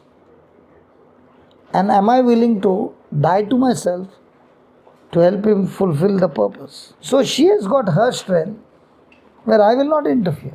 After so many years realizing and discovering each other, we realize that we are entirely two different people. But when we come together, we can be extremely strong people. Instead of friction, we can work together and turn our marriage into a diamond. Imagine, for 17 years I never attended a single wedding. So she has to go for my relative's wedding, her relative's wedding. And when people ask, where's your husband? They are bound to ask. And when they ask, will that cause pain? But drawing grace from God, I'll tell you, she is a bigger champion than me. So now what happened at marriage? And my wife is very beautiful. Believe me. I should have been at home, not on a tour. But at the same time, the call which is there is, should I remain at home? Or God has called me as a firefighter. There's a fire outside. Can I stay at home and say to my wife, I want to be with you? Or go after that fire and kill it? So trials are there. But the trials actually help both of us to become a changed people, because the teachings of Christ taught us to die to self. My bag is 7.5 kg. You brought some parcel, no? And you said this is for your wife. I'm thinking, how do I tell her my bag is already 8 kilo, 1 kilo more? But not to trouble her, I said, you keep it there. Because I know I can't take anything. So write down. Are you all interested in turning carbon into diamond? And one thing is sure, when you have turned carbon into diamonds in your life, you will get plenty of carbons where you will have plenty of wisdom to share how it has changed your carbon into diamond. So your battles are never going to go waste. They are only your training to become a champion, and then tell the other person, hey, I've been there. I also cried. I also was in pain. And I allowed my emotions to take over. And as long as my emotions were over me, nothing moved in my direction. It became worse. But the day I decided, Lord, whatever happens, I'll stick to you, whatever happens. And as I began to stick to the Lord, the first thing happened is I got changed. And then I realized the proportion to which I changed, everything around me changed. And then I said, Lord, how does this work? He said, the formula is very simple. The one in you is now greater. Then all those things that were coming against you are no match to you now. So don't ever try to change anybody. You change yourself and let the greater be in you. You will be a masterpiece. But I know one thing. The girl's friend is a pearl, 100%. Nobody has it all. Pearls are woman's best friend. I'll tell you why. Can I tell you? An oyster is a shellfish. Sometime, rarely, while eating, a grain of sand goes inside. And that grain of sand is irritating to the oyster. So it comes up with a brilliant idea. It cannot spit out. It has to be inside. So the oyster, out of compassion and love, starts applying the saliva on that sand, coating after coating after coating. And that's how the pearl is formed. The girl takes the pearl, puts it on a ear or the necklace and says, I'm ready for any kind of sand irritation in my life. And when they get the irritation, they use it using the coating of agape love and turns that relationship into pearl. That's why girls love pearls. They say, if the oyster can do that, I'm more created in the likeness and image of God, I can surely do that. That is why the ladies might not wear the pearl, but she'll always have a pearl to remind her that all irritation can be turned into pearls. And then showing the pearl, they are able to turn their husbands into pearl. So what did you write last line? This kind of testing is sent by God to cause us to stand. Other temptations and trials are sent by the devil. That is, it may not be a trial,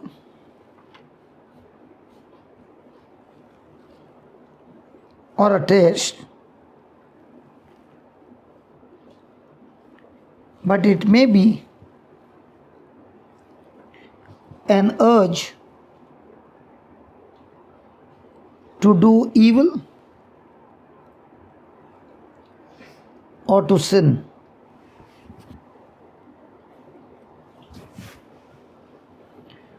These kind of temptations are never sent by God.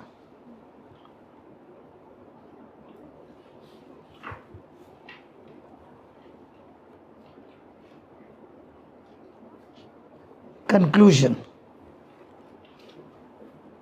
Capital letters, please.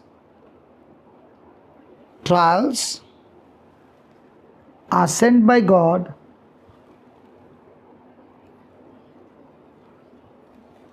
to cause us to stand.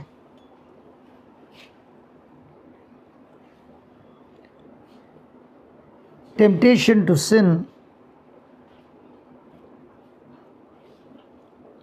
is sent by the devil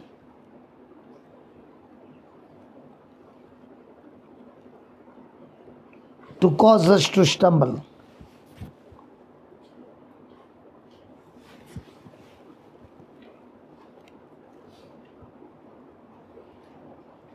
One is meant to develop us and mature us. The other is meant for our misery. Now let's take a practical example. When we started, it was around 11 o'clock. Now when you look out, it's a brighter sun now, so the heat has increased.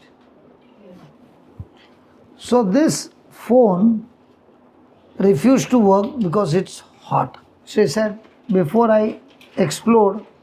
So let me give an warning. Enough. So I asked her, can I use the fan? You said okay.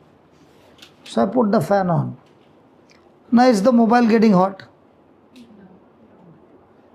The charging is the same. Everything is the same. But now is it getting hot? It may be hot, but it's getting cooler. As it gets So there is something that is counter. Okay? And it's working good. So in the same way, when the trials are going on, are you getting hot? Yes. So do you have Christ teaching to cool you down? yes. So now will you perform good? Yes. Simple. I think we are in the best Bible class. Yes. So the next time you are getting hot, what will your friend say? Have you switched on the fan? Yeah, not only the fan, I got a AC. No. Not that. Have you switched on Christ teaching or the world teaching? In the midst of trial, if you are taking teachings of the world, you will end up with misery. But in the midst of same trial, you are using the teachings of Christ, you will turn the trial off and turn it into a masterpiece. How do you differentiate between trial and temptation when it comes in our life? How do we know whether it's a trial or a temptation? I told you, you can take a trial. See, when God brings you to a trial, okay, He wants you to face it and stand stronger than before. So one is there for you to mature. The same thing the devil also brings so that you fall. So the same situation, you can take it as a trial or a temptation. You decide.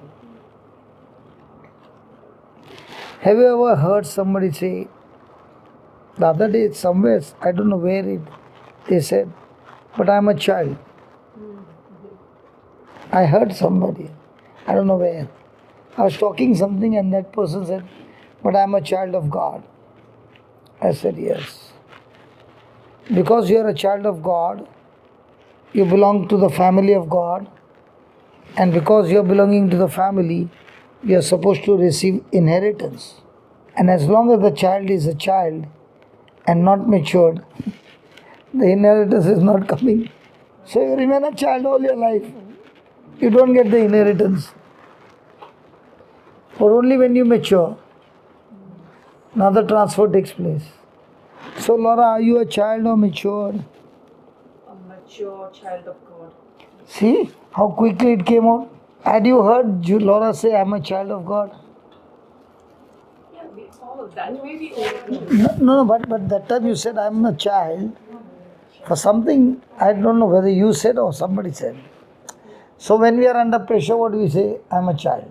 Children don't get everything. Only the matured children get. And your maturity is gauged in what? How do you know you are matured? Well, because you're more than 18. Okay, that way, by the looks. No. Remember the looks. By the looks, no. No, okay. So By the age, no. In the kingdom of God, In the kingdom of God. how do you know you are a matured?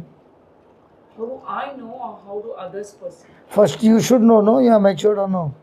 Yeah, because if I'm... You don't get driving class, you don't get driving license. Yes, Oh, there are so many things you don't get. yes, So you got to first pass maturity. yes. Now your husband has come. Should I change the topic? It's okay, brother. He said, that's my wife. Having children and grandchildren and you're asking her about maturity. No, we can still be so immature. So what is how do you gauge a Christian who is mature? I'm preaching the word of God. Am I matured? Yeah, Knowledge of God. knowledge of God. Not at all. Not with knowledge of God. Not at all. Okay, brother, it is Living your life in that. Not at all. It is with my actions. Not at all. How I speak. It is how I face my trials. Give me one word. Open the Bible and give me, no. Okay. James only you are reading, no? Yeah. joy. Counting it all joy. No. Counting it all joy is not maturity. Sorry. Because when you give me the answer from the Bible, it is a sure shot. It cannot be an error. Because when I count it all joy, okay, when I count it all joy when trials come, then knowing this that trying of my faith worketh patience. But let patience have a perfect work, that you may be perfect in entire wanting nothing. So, So, patience yes. is the gauge by which I understand whether I am a matured Christian. And a person who grows in patience, the Bible says that person will lack nothing. So, why is there lack in my life? Patience got lost short circuited. So, all trials are leading you where? To grow. Patience. I am told in Brisbane everything grows. Yeah. Patience is of course. Among all the states, Brisbane has got highest production of growing fruits. That's what I heard. I heard, Baba. Yes. Because we have the sun. We have the sun. They have the sun, Good soil. they have the sun, they have good soil, and the parable says the same. Your heart is the soil, you got the good seed, and you got the Son of God, all working together. But, do you have the patience to water it every day? Do you have the patience to remove the weeds every day? Do you have the patience to trim it in the right way? And when the fruits are plenty, the people will say, wow, that fruit is saying this gardener is excellent. Because he has been working behind the scene, doing all those things to the plant, and above all, loving the plant to bear much more excellent fruit. And the Lord is saying, you are the plant in my vineyard. I am sending you some test so that you grow in your testing of faith. And when faith is about to break down, don't worry, I'll send you another person. His name is patience. Patience will never allow you to quit. You'll go on and on and on. And with patience, you will grow into maturity. And that maturity will produce the fruit. A tree cannot produce fruit until it is matured. So thank God, all these trials are going to help you to become what?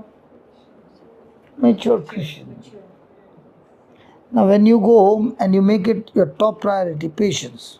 And patience is constantly, consistently having the same attitude, remaining the same, irrespective of change of situation, change of circumstances, and change of people's comment and relationship. You're constantly remaining the same. So when we grow in patience, praise God, you are a mature Christian bearing fruit in abundance. Did this class help you in any way? So now you take every trial as a test or as a temptation?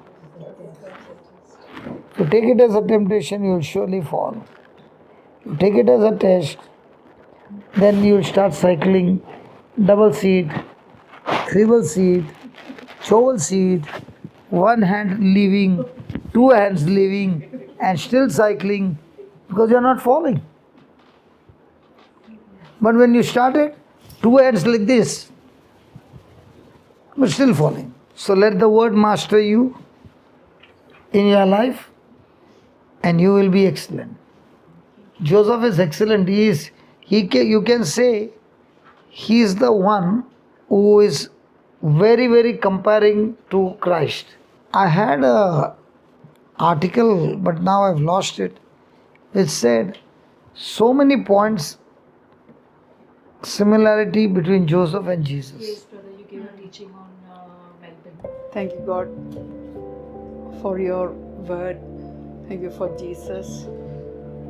Thank you for Holy Spirit, who is guiding us all the time, especially when we go through trials. And He's always helping us to, leading us to the Word. Thank you, Jesus. Thank you, Holy Spirit. And I thank you, Jesus, for Brother Johnson, who is with us today. And with his teachings, we are learning a lot. Every day we are applying the Word and coming out of the problems and worries.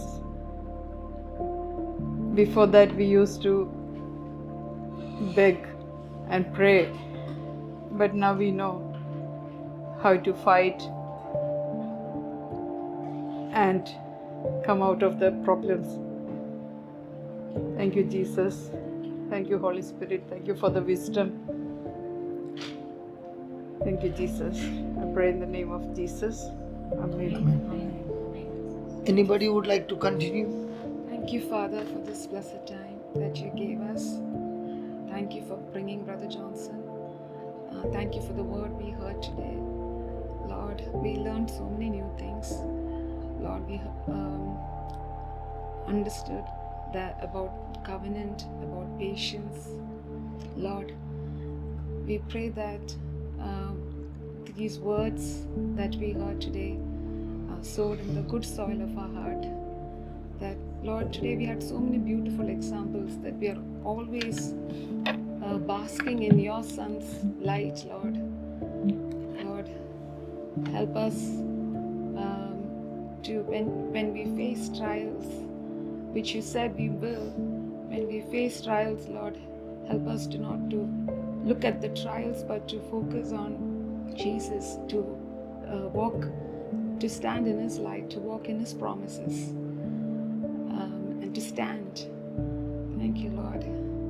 Thank you, Lord, for each one of us here. We pray that the word we heard today is sown in the good soil of our heart. We can produce fruit, good fruit. Thank you, Lord, fruit of patience. Thank you, Lord. Let us help us to focus on fruits so that we can glorify you and not on the leaves. Thank you, Lord. Thank you, Jesus. Thank you, Jesus. Thank you, Lord. We pray this in the precious and mighty name of our Lord Jesus Christ. Amen. Thank you, Lord, for answering my prayers, to meet new friends, and to be with other communities, not necessarily my community. I always pray for new friends. Doesn't have to be Filipino. Thank you for the hospitality.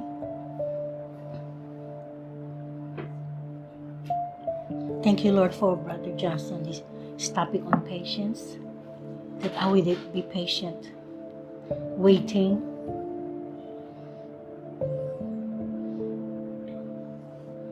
and be patient also with my family,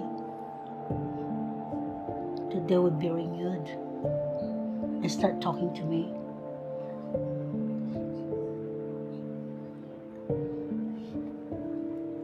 Thank you, Lord, that when we go out of this place, we'll be continuously bear your light that we shine to others. In Jesus' name, amen.